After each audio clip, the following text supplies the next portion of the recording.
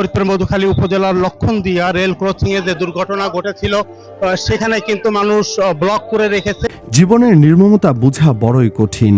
বাবা মার বুক খালি করে পরপারে বিদায় নিয়েছে যমজ দুই ভাই। জানা গেছে ফরিদপুরের মধুখালীতে ট্রেনে কাটা পড়ে যমজ দুই ভাই জীবন হারিয়েছে।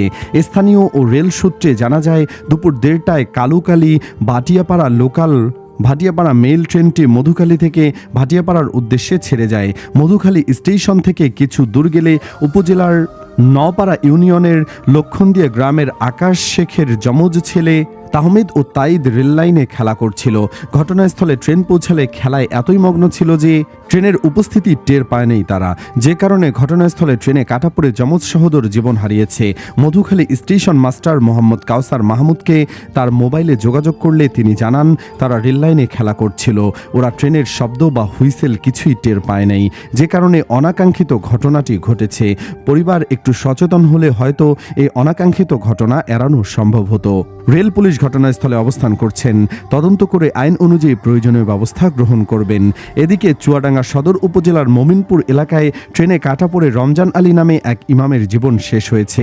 সকাল আনুমানিক 10:30টার দিকে মমিনপুর কবরস্থানের সামনে এ দুর্ঘটনা ঘটে।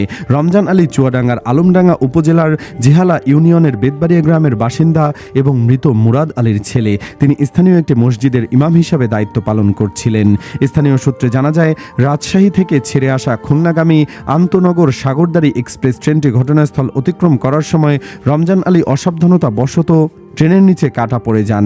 এতে ঘটনাস্থলেই তার শরীর ছিন্নভিন্ন হয়ে জীবন হারায়। চুয়াডাঙ্গা রেলওয়ে পুলিশ ফাঁড়ির উপপরিদর্শক জগদীশচন্দ্র বসু জানান, পরিবারের সদস্যদের বরাতে জানা গেছে রমজান আলী কৃষিকাজের উদ্দেশ্যে রেললাইন দিয়ে জমিতে যাচ্ছিলেন।